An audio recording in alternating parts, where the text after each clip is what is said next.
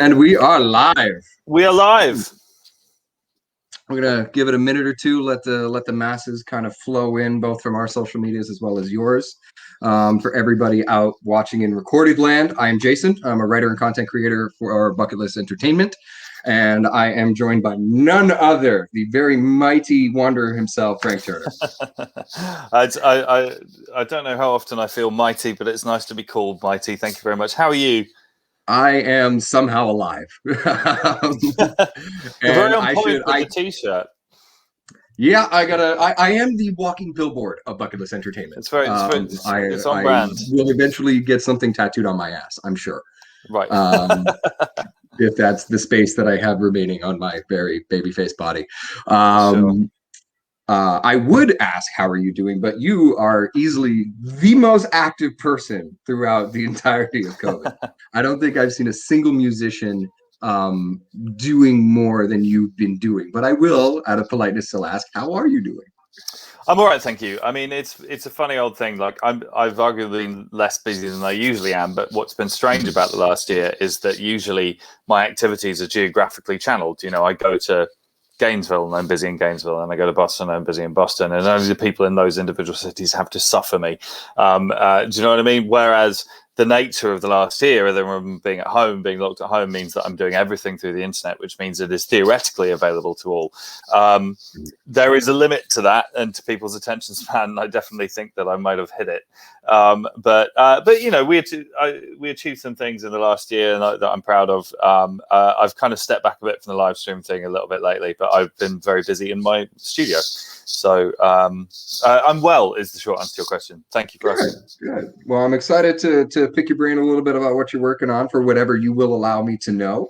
Oh, yeah, sure. Absolute no lobotomies here, just a little bit of poking.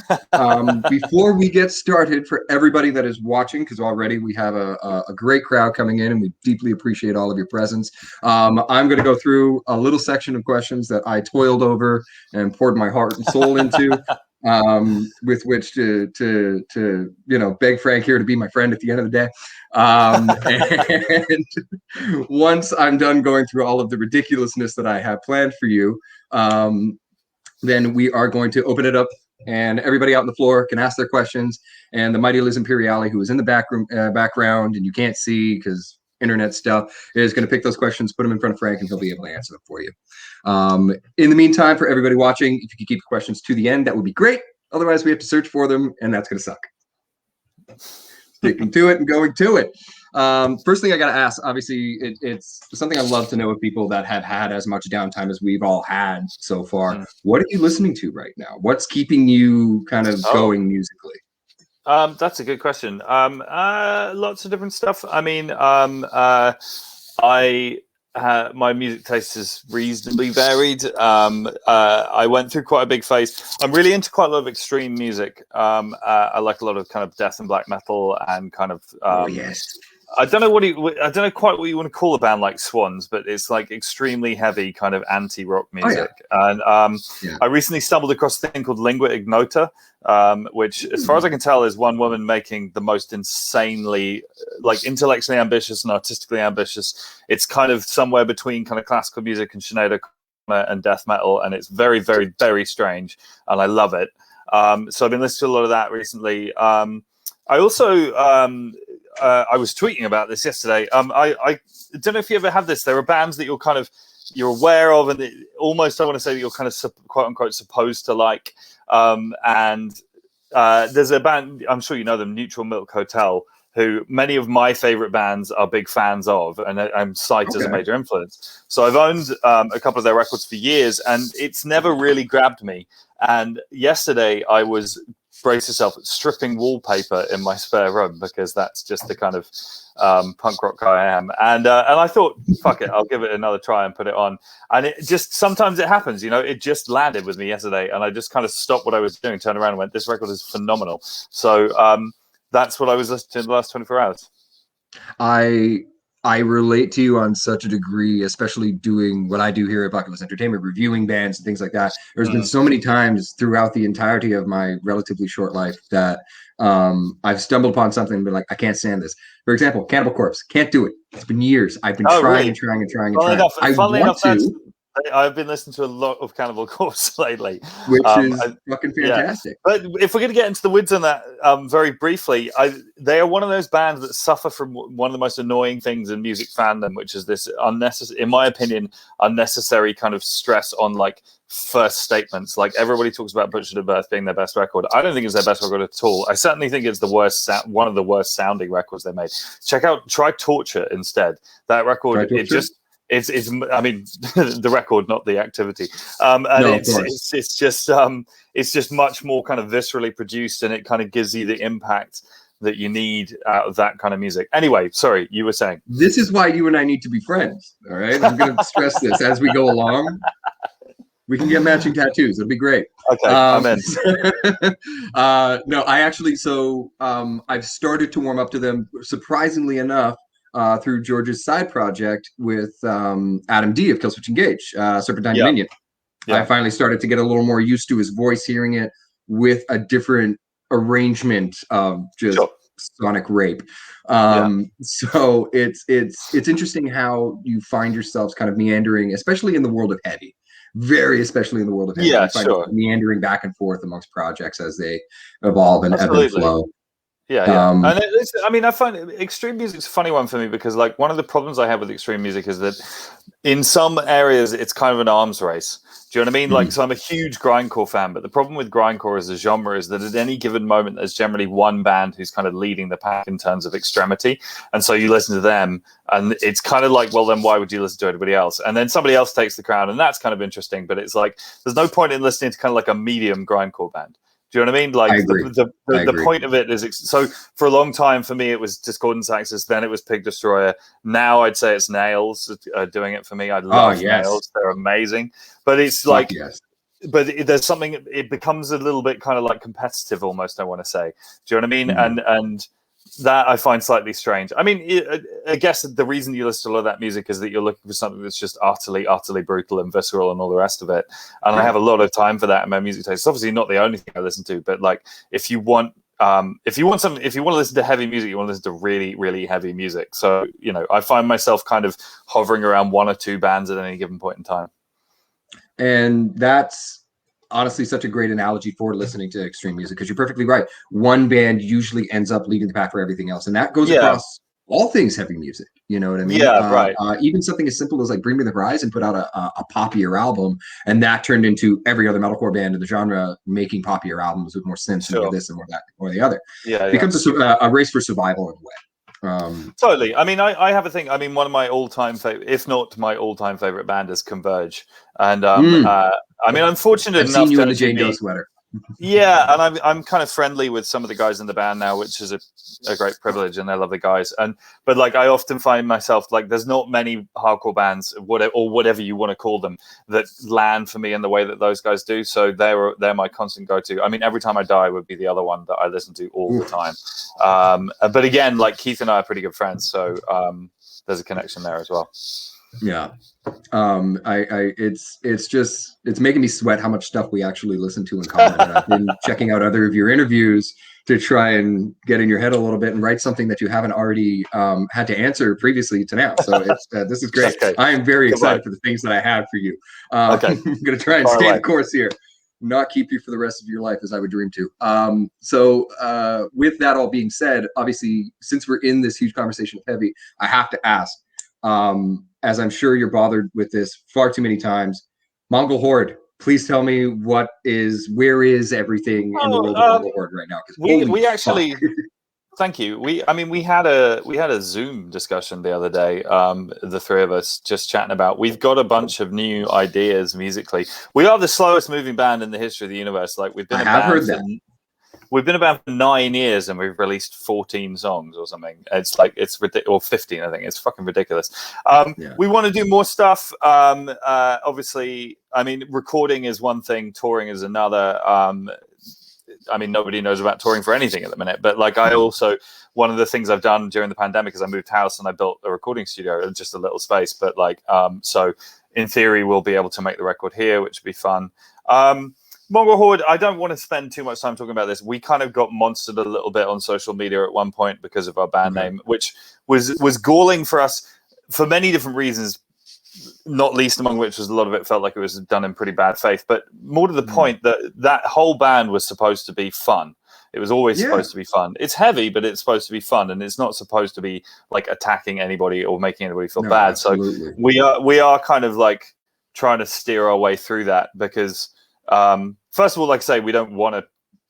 Our intention is not to piss anybody off, and also, also like. That whole experience, I mean, I've been on the receiving end of various social media monsterings in my time, and there's one thing they are is not fun.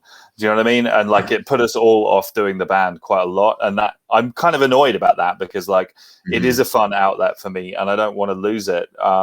So we're kind of trying to navigate our way through that in an adult and sensible way. I mean, as adult and sensible as Mongol Horde is ever going to be, because it is a silly band. I mean, it's not, totally. We care about the music we write, but it's like we have songs about like tapeworms and pirates and stuff, and it's like it is just kind of three grown men arsing around, and that is what the vibe is supposed to be. But then the music is as silly as it seems to be, and very first draft lyrics, as you always say, and things like that. The music itself, as far as standard for like UK hardcore. Fuck, like goddamn killing it, dude. So if it's despite all the dramas and everything like that, personally, I would absolutely fucking die to hear more. There's a lot of riffs on the table, and I have some kind of slightly outlandish ideas for lyrics as well. I mean, one of the things I think that makes Mongol Horde an interesting band is that Matt, our guitar player, he's not from a heavy music background particularly. No. Like, in his own taste, before meeting me and Ben, his heaviest band that he was into was Faith No More. So Ben and I made him a mix. We made him a mixtape of all this like super extreme shit, like just loads of old grind and death and that kind of thing. And obviously we're not a grind or a death band, but like it was kind of interesting because it's sort of like a lot of what I think makes that band unique is it's Matt, who's one of the most gifted musicians I've ever met in my life, trying to sort of feel his way through a genre he's not immediately familiar with, and that brings a kind of uniqueness to it. Do you know what I mean? So it's like we have riffs that you wouldn't necessarily have. It like Ben and I have known each other since we were 10 years old, and we've been playing in punk and hardcore bands since we were about 10 and a half. And like it was so cool getting him in the band because if it had just been me and Ben, it would have been a lot more kind of straight down the line, a lot more kind of obvious. Do you know what I mean? And it was it's really fun to like actually have somebody who brings something different to the band, but also married with the fact that Ben's one of the best heavy drummers in the fucking universe, and they're also we're all old and good friends, so it's a lot of fun. Yeah, I mean that's all it's supposed to be. It's all it's ever supposed to be. So please, for the love of all things holy, keep at it, keep enjoying it.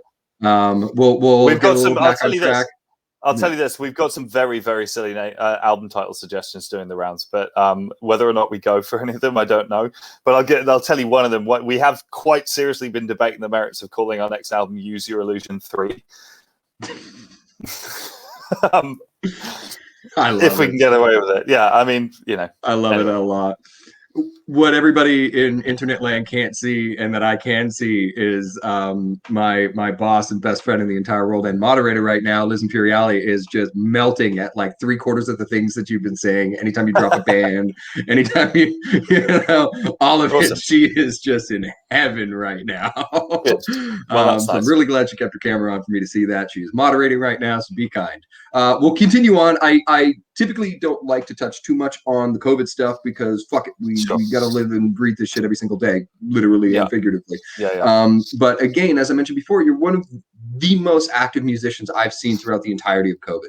It's not just about dropping music, promoting your career. You have been constantly promoting to try to help continue to support your team and your family, as you would put it. So it's been really bewildering to see, on top of the fact that you were one of the first musicians in England to perform live again when it was almost mildly like okay to do. So I have a very quick question about that. What is a kind of two-part? What do you think is your biggest achievement that you pulled off throughout this whole fucking shit show?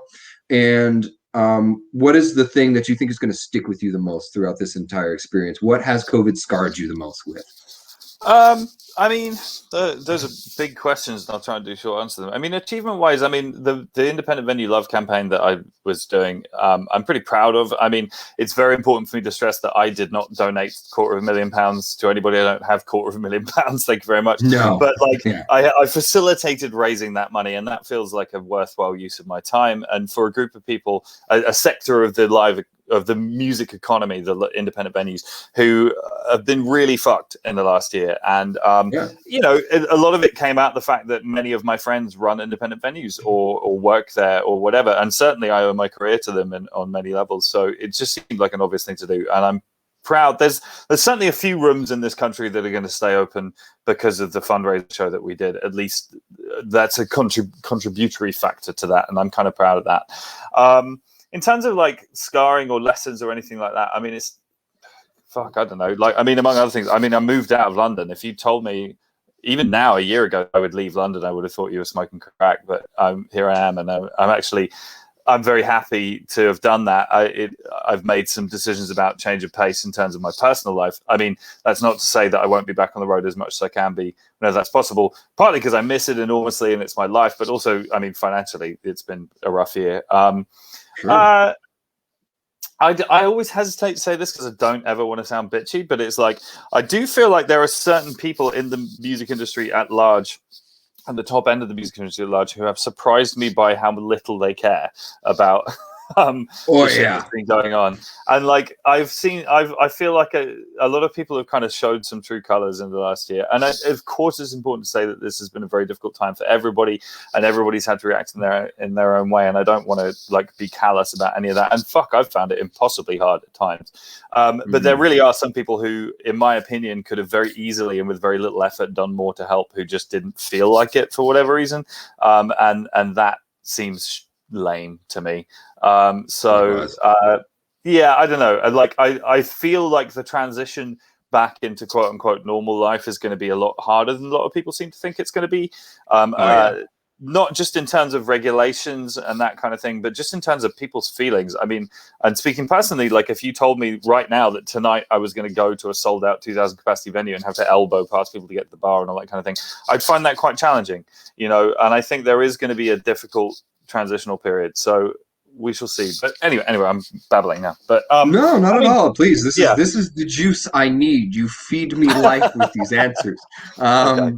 No, and I agree with you, and I want to comment on that very quickly, even though this is completely not fucking about me. I feel you, and I'll even go a step further. I feel like there's most definitely a hate for people. I'm very much turning into the old shit from Up. It's going to be hard to find ourselves in those situations, kind of reintegrating with those little ticks and nerves that, especially at concerts, that we had to take so long to temper ourselves with. Yeah, I think it's I mean, everybody talks about, as you should, about the fact that, you know, we've learned that we need human contact. And I mean, the positive thing that I've learned from the last year is that live music is an exciting and unique thing, and that live streaming is not the same. Like, as much as I've done shitloads of it, it's kind of reassuring to me that it's nowhere near as good as an actual show. And it really kind of pinpoints what's exciting about a show, which is a sense of gathering, a sense of community between people. And I love that. And I think that's really powerful. But there is also the angle of, just being in a room with loads of other people. I mean, over here in the UK right now, you're allowed to kind of socialize in small groups outside, and I've done a bunch of that since the rules changed a couple of weeks ago, and I find it exhausting. It's weird. Like, you know, I've had friends come over shopping, and and you just kind of like, I had the other day, like I had 2 social engagements in one day, and I felt like I was going to like pass out. I was so tired. You know, it was a strange thing. So there'll be a transitional stage. For sure. And I'm with you on that. Like I said, just going to get my groceries is like, no, I'm taking the day for this. Okay. There's nothing else that's going to get done. I'm going to get food. I'm going to come home. I'm going to have a panic attack and go to sleep. But that's just me. I'm, you know, a shell of a human being. Speaking of, and this is something that I was actually hoping to kind of relate to you on, as somebody who tries to make music unsuccessfully all the time. You seem to be this endless well of creativity. You always have something coming out of you in some way, shape, or form. So I do kind of wonder if you're even slightly still human, and if writer's block is ever a thing for you. Yeah, absolutely, completely. Okay. But it's funny, like, I mean, if I was writing all day, every day, my output would be 100 times what it currently is. Like, I mean, I have long, and there's a long period of time that goes between writing and then arranging and then recording and then mixing and then releasing. Do you know what I mean? So I am actually, I have a new record coming out I think probably the start of next year, but there'll be singles before then, which I've been working on. I mean, I was kind of working on it before the pandemic with an eye to recording it in the middle of last year. That obviously didn't happen, but I've managed to record about 3/4 of it remotely, which has been a strange experience, but so that's cool. And there's various side project things going on and that kind of thing. But yeah, I definitely get writer's block, absolutely. And like right now I'm in a place where the record's pretty much done writing wise. I could possibly stand to write 1 or 2 more, but at the same time, like I've written like 30 songs for this record, which for me is a crazy amount of songs. And I'm feeling a little bit exhausted creatively right now, to be honest. Yeah. I mean, at the same time, like it's been kind of interesting. Like I'm getting into working as a producer, which is what I'm doing in my studio. I'm working with other people's stuff primarily. I find that to be really engaging because it's a different form of creativity. You're not coming up with the ideas, but you're massaging and trying to develop the ideas and trying to take them into interesting places. So, arranging and mixing songs for other people is something I really, really enjoy and keeps my brain working. I mean, I am quite a hyperactive person at the best of times, I think. Like, I find it quite difficult to do nothing. And I like to go to bed every evening thinking about what I achieved with my day, even if it's stripping wallpaper or whatever it might be, but it's like I want to have things on my list. But it's funny, like actually, I don't know if you're familiar with a band called the Wild Hearts. Rings a bell, actually. Yes, they're an old British punk band. I mean, their initial heyday was in the early 90s, but they're still going. They're one of my very, very favorite bands, and they happen to be friends of mine. And they did a live stream. They recorded a live stream for broadcast recently, and they asked me to go down and sort of interview the band, and then guest on a song that I sung on the record for as well, and all this kind of shit. And Ginger, who's the singer in that band, who's a great dude and an amazing writer, I asked him this exact question. I said to him, what do you do when you get writer's block? And this is a guy who's a good 15, 20 years older than me and has been in bands for a long, long time. And he said, I've never, ever had writer's block. And I was just like, I fucking hate you. Yeah, well, I was just like, I don't believe you. I was like, I just don't. Yeah, this is bollocks. But he was adamant. He was like, he's never ever had writer's block. And I mean, Ginger puts out a lot of music with the Wild Hearts, Super Shit 666, his solo stuff. Like he's got endless side projects and all this kind of thing. But he was just like, I just don't get it. It just stuff comes, and he's one of the most kind of sparkly creative writers as well. His songs go to like 9,000 places in 3 minutes.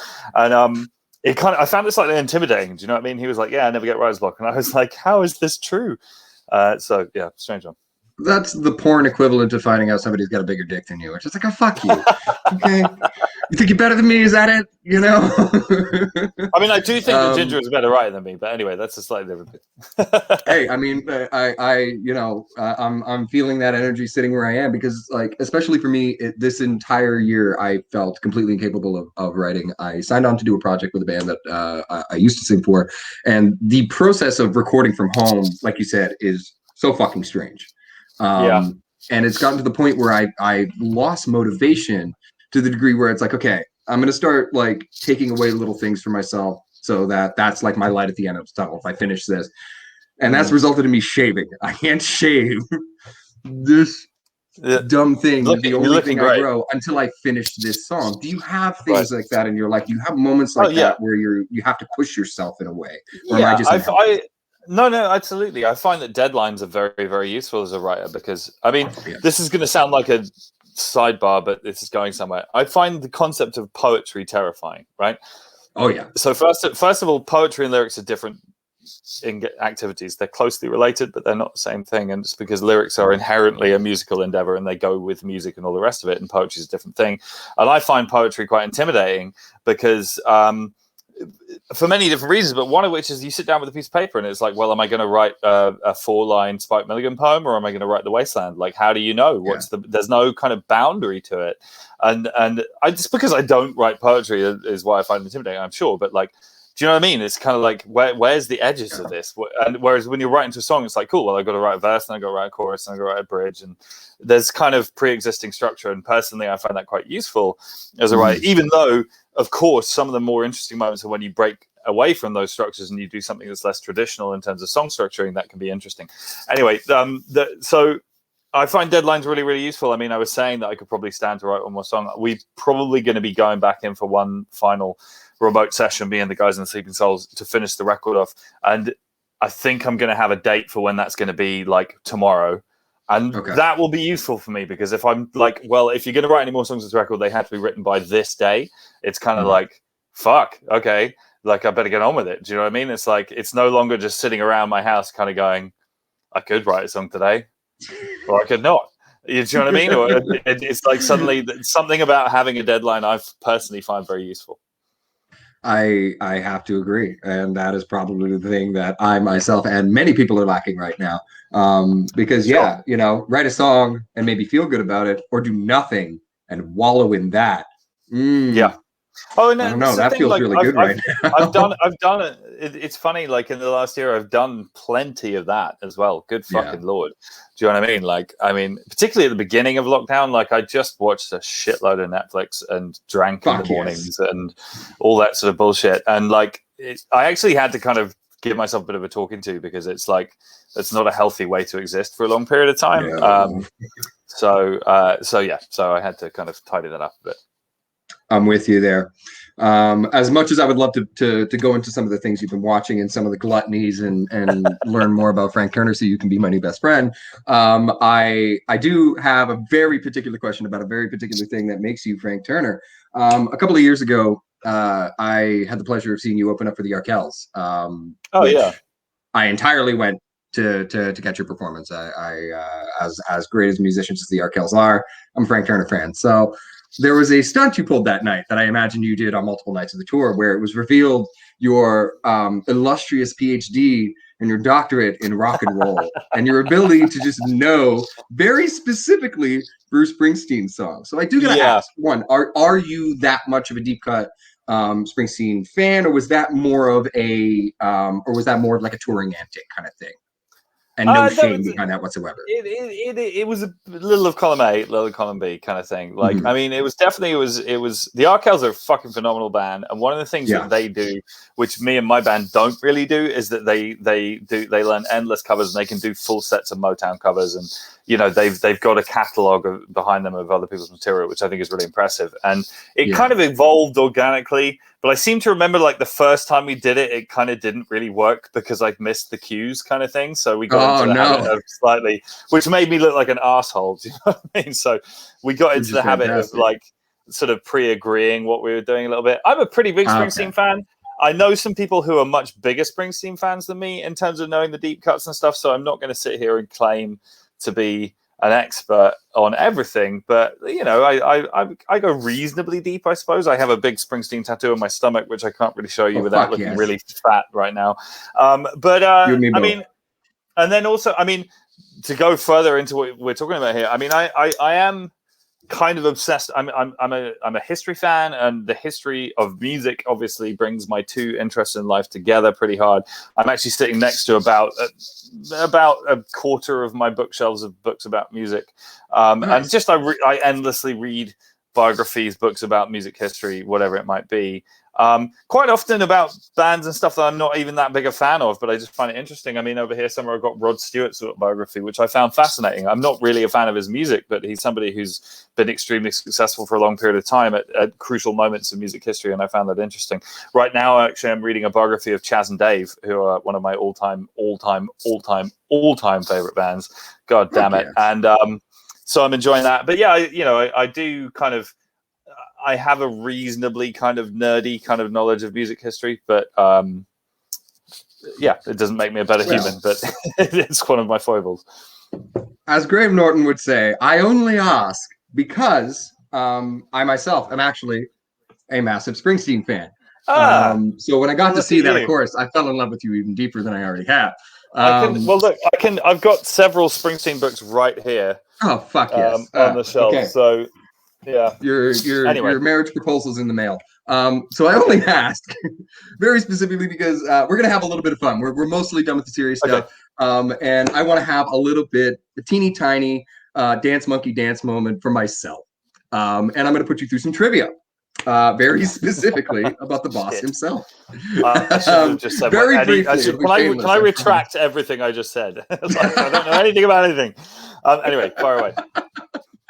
Fret not. I'm sure you know more than you give yourself credit to. But I myself am not much of a trivia host, unfortunately. So for the viewing pleasure of all those out in internet land, I'm going to introduce somebody who does trivia significantly better than I ever could. And that is, once again, my boss and hetero life mate, Liz Imperiali, who will bring herself into the room as we speak.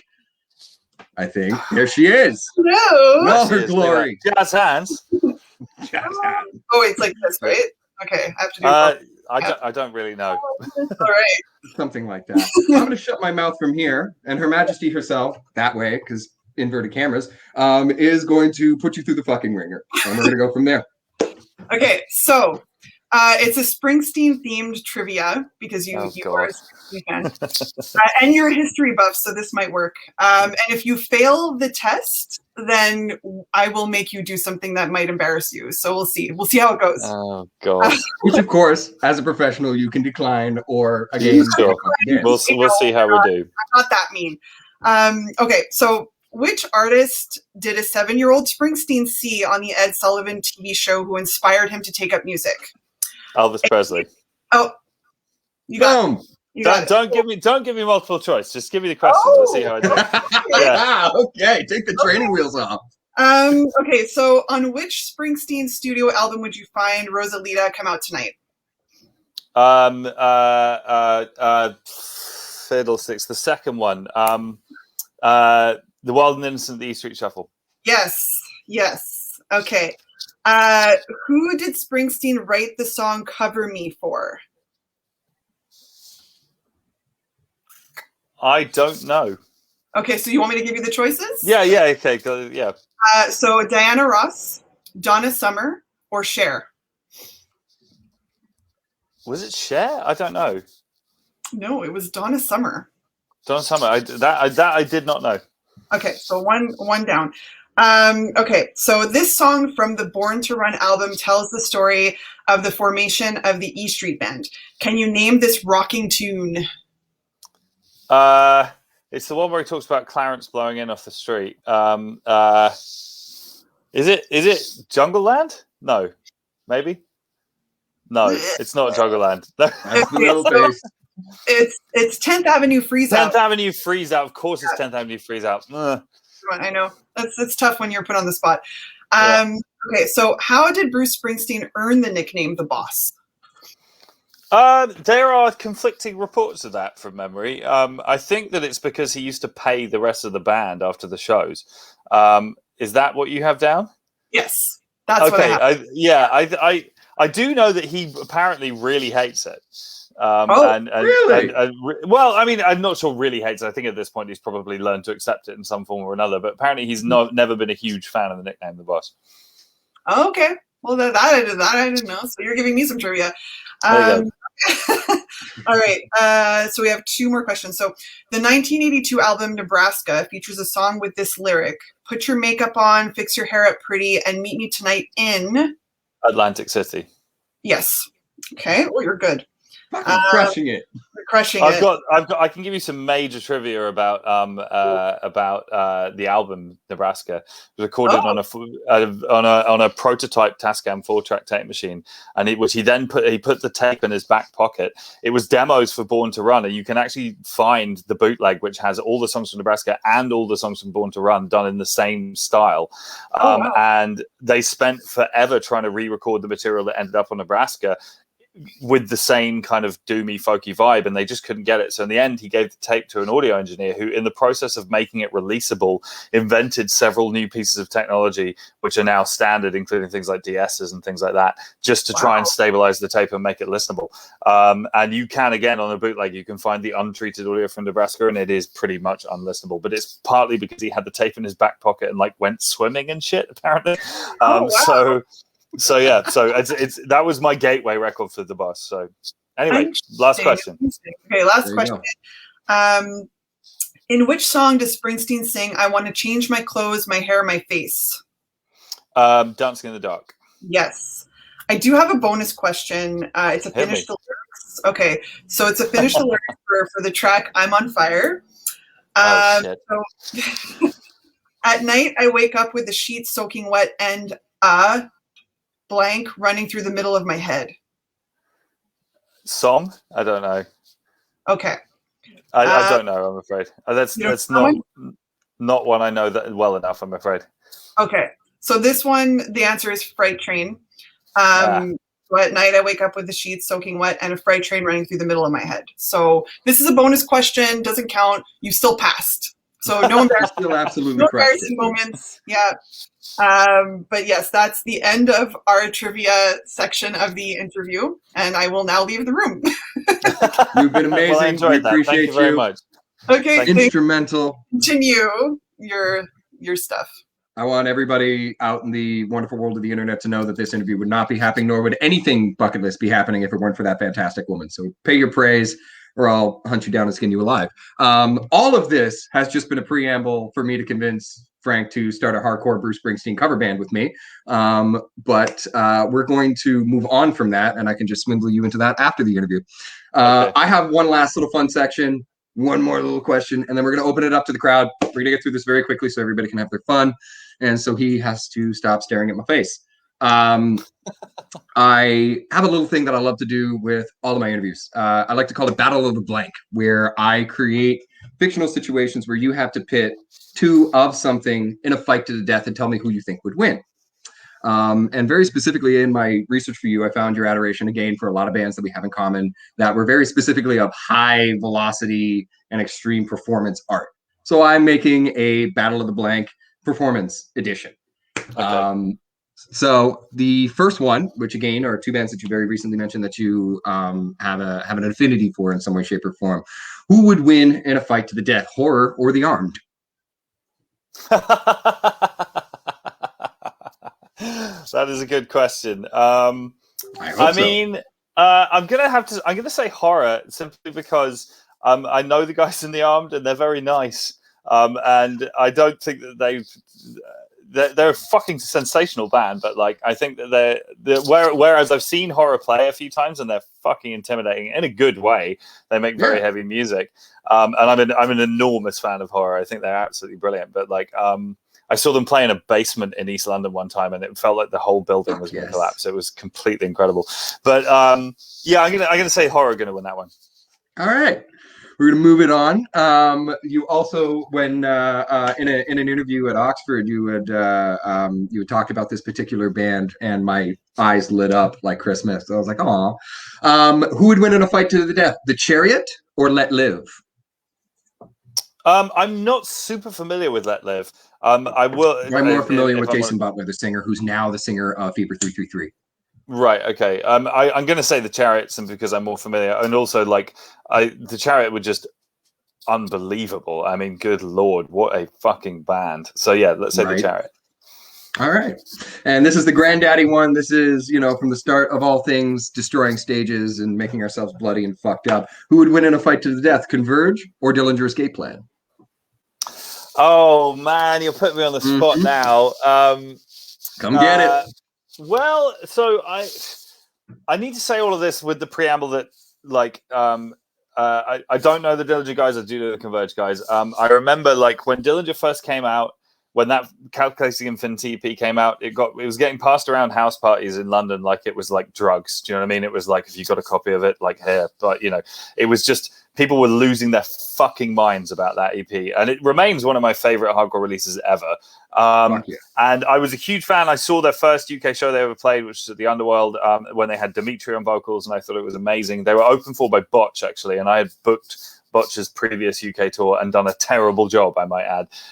So they put me on the guest list but didn't want to talk to me anymore. So,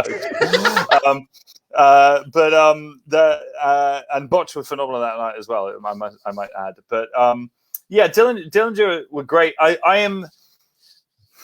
I don't want to sound like an arsehole here. I became less of a fan when they changed singers, I have to say. There was something about Dimitri that I found quite chilling, both vocally and performatively. There was something really sort of like, there was a kind of stillness in his intensity, which I found quite remarkable. And Greg, by contrast, is a much more kind of charging around all over the stage, fucking shit up kind of thing, which is great and fantastic. But there's something about everybody charging around and then Dimitri just standing completely still in the middle. I mean, I don't want to do Derek Craig or indeed the band down in any way. Converge, by contrast, like I remember me and my friend used to order records from distros together. We'd pile our pennies together and buy stuff from American distros because this is pre the internet. And we bought a copy of When Forever Comes Crashing because for some reason we had it in our minds that it was an emo album. We were getting into the emo at the time. And this is, by the way, pre My Chemical Romance. So, you know, we were expecting it to sound like kind of Saisha maybe, or even like, you know, like possibly like Sunny Day, I guess, or whatever.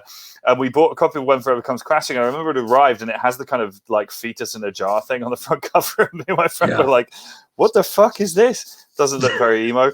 And then we put it on and it's one of the weirdest sounding records ever made, in my opinion. Like it's so strange, the production on that record. I love it. It's super dark. It's super strange. I'm going to say Converge because I'm such a diehard fan, but like I am a big Dillinger fan and I don't want to kind of come across like I'm doing them down in any way. Hey man, everybody could, you know, there could be nobody left standing. That's perfectly fine. They either kill each other or they just kiss and make up. It doesn't matter to me. Yeah. I just like putting people through these like emotional reactions of these questions. And that was the last one. I do have to do one last thing and then we're going to open it up to the world in front of us. It is the cheesiest, cheapest pop that we do here at Bucket List Music Reviews that I fucking love. I got to ask, what is, after everything you've accomplished as Frank Turner, what is left on your bucket list? What do you still need to do before you die? Oh, I mean, well, right now, get back to playing gigs. So that's not quite what we're talking about. Nope. To be honest, like, play South America. I've been trying to tour South America for so long. It's not the easiest place to set up tours in, particularly when you're coming from the UK. There is some kind of like Wild West operators out there, if you know what I mean. And one of the saddest parts of last year was that I finally had my first South American tour booked. And we had the shows and they were on sale and they were selling well and people were excited. And I was going to go to Brazil and, you know, it was going to be amazing. And then it got cancelled because there was a global fucking pandemic. So I've still never been to South America. I really, really, really want to go. I will get there one day. Well, I have no doubt that you will. There is no, there doesn't seem to be anything that actually stops Frank Turner from being Frank Turner, as you've proven to the world during the wonderful times of COVID. I am now relinquishing my power as person asking the questions. It is now up to you, beautiful people of the internet. Go hog wild. We're going to get through as many of these as we can and as many as people have. So please get it going. We will start off with Emma Madison Sutton. Would love to know if Frank has any gig plans coming up.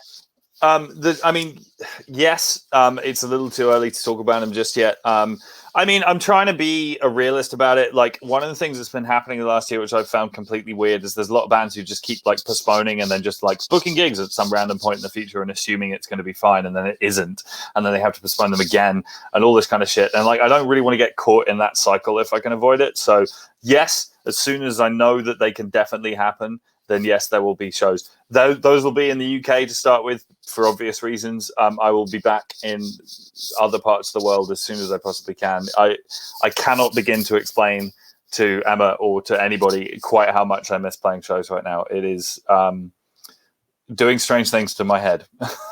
So absolutely showing your work. Yeah, we'll be announcing in good time. Fantastic. And moving on from Graham Truman.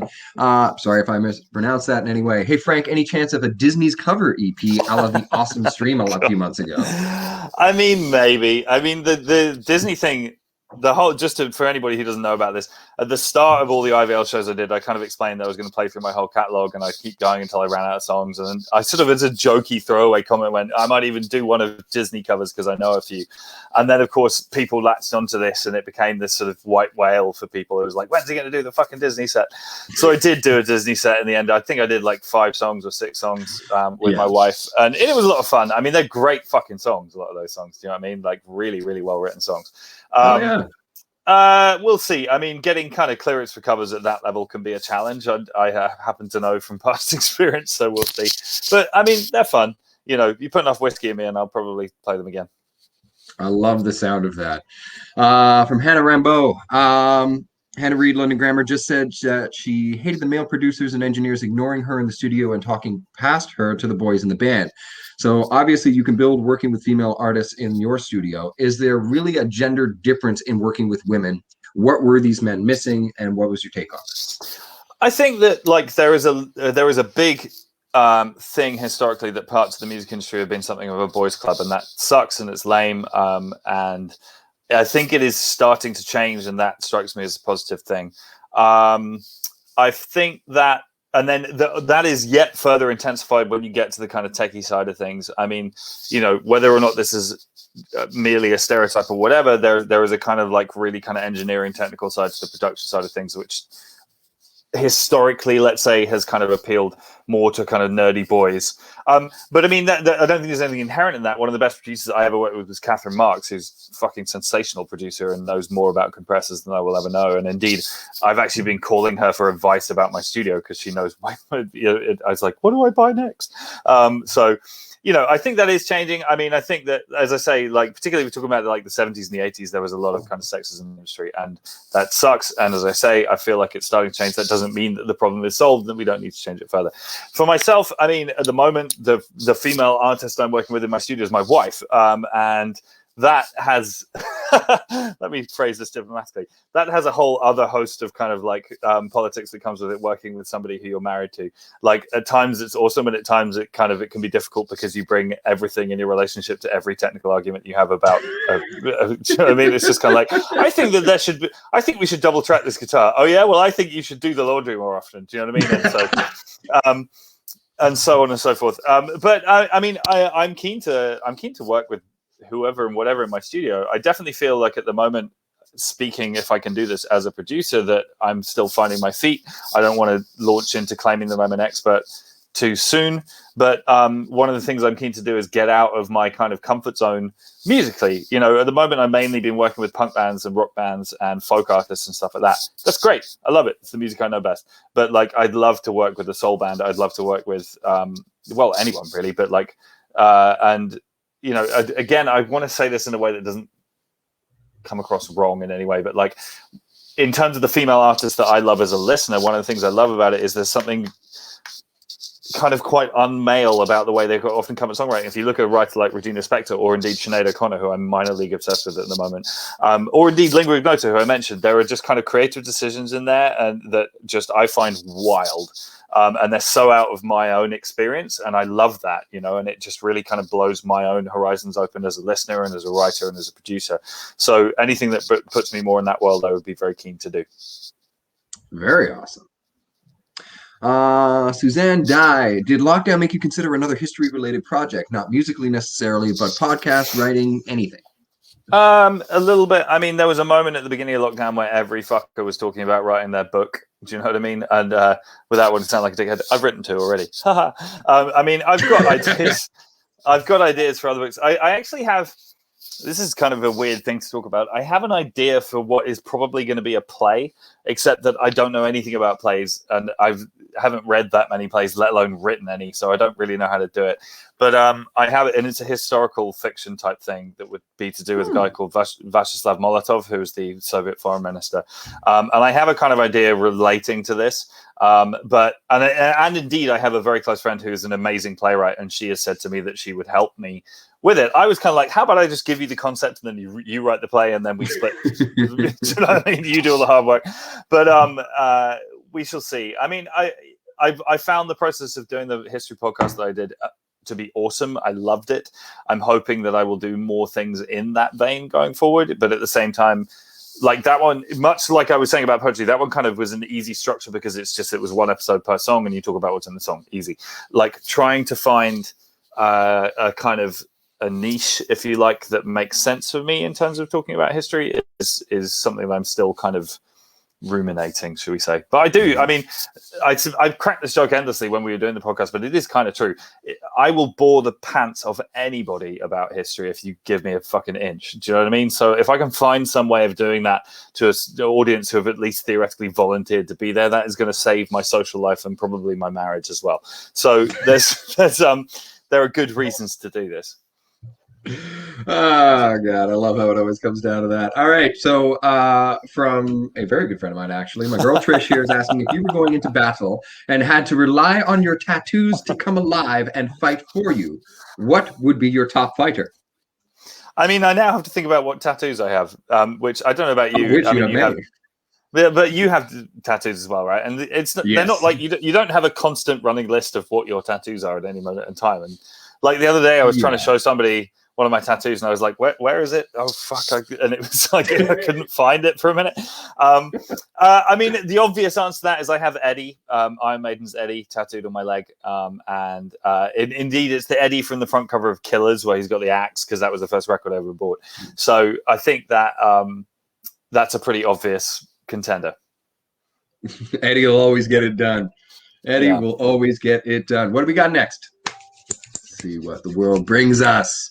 We'll do a few more of these, of course, if you have the time. And I'll do some shameless self-promoting. You'll do some shameless self-promoting, and we will call it a day. Seth Quinlan asks, sonically, your last 3 albums have been all over the place. Giving you a launching pad to go anywhere. How do you decide where to go from there for the next album? That's a great question. I mean, the first thing to say is in terms of like last 3 records being quite sonically diverse or all over the place, however you want to put it. I mean, cool. I'm glad that people have noticed. Like I mean, partly I don't want to repeat myself. I don't see the fucking point. You know, and it's like there's a lot of people out there who want me to make my first 3 or 4 albums over and over again forever. And like, I don't see the point, not least because I play the material off those records all the fucking time. And I love playing them, and I'm proud of those songs, and I don't want to change them in any way. But I don't need to write Photosynthesis again. It exists. Like, cool. And that's that base covered in my catalog. I think that, and then secondly, kind of related to that, one of the nice things about being a quote unquote established artist is that you do have a little bit more freedom to kind of push to the edges a little bit. And I believe quite fervently that the role of the responsibility of an artist is to experiment and is to push out and change. Obviously, I say that within the context of the fact that what I do is I'm not like reinventing the wheel. I'm not the most progressive. I'm not like Bjork or whatever. Do you know what I mean? But like, you know, I try and sort of stray out of my comfort zone if I can. Or at least at times to do that. I think that's important. I've done that quite a lot in the last few records that I've done. The next record that I make, the one that I mentioned earlier, it's going to be interesting. I'm still kind of reticent to talk about it in too much detail because it isn't finished yet, and there's a lot of things happen while you're finishing making a record. But it's a sound that I haven't really made as a solo artist before, let's say that, but it's definitely kind of gone in a much more kind of aggressive punk rock direction than definitely my last few records as a solo artist, and probably anything I've done as a solo artist. There's some real kind of like dirt in there. I guess part of my thinking was just that I spent much of my career as a solo artist being punk adjacent, do you know what I mean? Or like punk with a qualifying adjective attached to it. And like, I just thought, well, fuck it, let's just make a punk rock record. So I'm not saying it doesn't like all sound like The Exploited or whatever. But like, you know, there's definitely a lot more kind of like aggression and grit to it than there has been for a little while. And I'm excited about that. It's a lot of fun. It's cool. I mean, one of the things I've actually got to do is figure out whether I can sing and play these songs at the same time, because the nature of the last year has been that I've been demoing in my bedroom or whatever, and then recording where you separate out you do the guitar first, you do the vocals afterwards. Can I actually stand up and play this guitar part and sing that vocal part at the same time? Time will tell. But I suspect it's not going to be easy. I can only imagine. We're going to take one last question, and then we will be wrapping up and getting the fuck out of here. Let's see what we've got. So from Katie Ash, how is Booty Cat getting on in the new house? She's loving it. And the thing is, so we moved from London, where we had like a tiny little roof garden type thing, which she was sort of allowed onto occasionally, sort of vibes. And now she's like an outdoor cat. We've got a cat flap. She's got a garden. She can go and be a cat in, and she is contented. One thing I will say is that like we were expecting, because she's 3, and so she's not a kitten, but she's not old, and we were thinking that, you know, there's that whole thing of sometimes like cats become hunters, and they can sort of like, bring dead animals back into the house. And it was like, how's that going to be? Turns out she is the shittest hunter ever. And it's fucking woeful. I actually saw her outside one day. I was sitting in the kitchen, looked out the window, and she was like trying to pounce on a bird or whatever, and it was so bad. And the bird was just like, fuck you, man. And like just didn't care at all. So I think she's very happy, but she's just not very good at hunting, which is a relief, actually, because obviously, I don't want her to be kind of decimating local wildlife if we can avoid it. No. But yeah, she is. I think she is a happier cat than she was before, which is a nice thing. Fantastic. That is amazing to hear. I cannot thank you enough for taking the time to do this with us. I'm just going to go through a little bit of shameless self-promoting, and then, of course, you have infinite stuff to constantly promote. So we'll give it the floor. Thank you, everybody else, for showing up. We really deeply appreciate it, as always. We here at Bucketlist Entertainment are once again trying to keep as active as we can, especially considering the new platform. We have a lot of video content coming out at you. Obviously, this week's Q&A session is today. There will not be one this coming Tuesday, the 13th, but we do have a new show coming up from our own writer, Justin Bruce, as of tomorrow at 9 p.m. Eastern Standard Time. He will be premiering his show, Peaked in High School, where he goes over albums that you used to listen to when you were a teenager and see if it still holds up.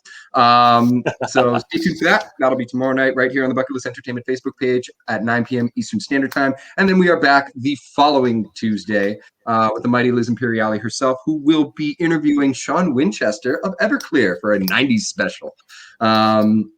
Which will prove to be zany in every conceivable possible fashion. Continue to check us out on all of our social medias, Bucketlist Entertainment on Facebook, Bucketlist Entertainment on Instagram. There we go. I've got this. Bucketlist TV on YouTube, and so on and so forth. Frank, the floor is yours. Thanks for having me. I mean, I've been shouting about what I've been doing for the last year. The two things I want to mention just quickly. First of all, there is going to be the first single from the new record is finished, and that's going to be out quite soon. I mean, like I think we're talking weeks rather than months, so that's exciting. So there's stuff coming for that, which is really cool. And then secondly, one of the bands that I've worked with as a producer so far is a band called Pet Needs, who are from Colchester, and their debut album, which I mixed, is now out. It's called Fractured Party Music, and it's fucking sensational, and you should check it out. Fuck yes. And of course, anybody still craving newish Frank Turner can check out Buddies 2, Still Buddies. Oh yeah. That is the thing you did do sometime in the last 12 months. It is. Yeah, it's true. Once again, thank you everybody for coming out. We deeply appreciate you in every conceivable fashion. Frank, I appreciate you. We will do our little sign off after we've closed all of this off. But for everybody else, thank you and have yourself a fucking fantastic day. And please, for the love of God, stay safe.